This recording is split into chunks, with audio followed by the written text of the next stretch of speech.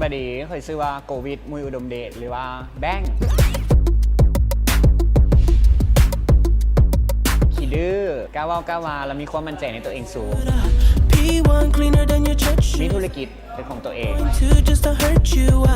โตน้อยยิ้มเก่งนิสัยดีนะฮะ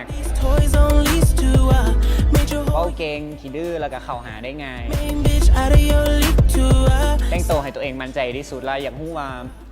พยายามให้คนอื่นเข้ามาจีบเขาลองเบิ่งว่าเขาจะมีความสามารถหลายหน่อยขี้ดื้อ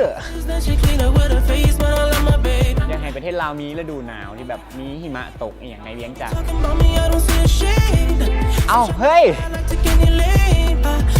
หนาวญี่ปุ่นเนาะการเล่าจ่ามวลและก็เหมาะสมตามกาลเทศะ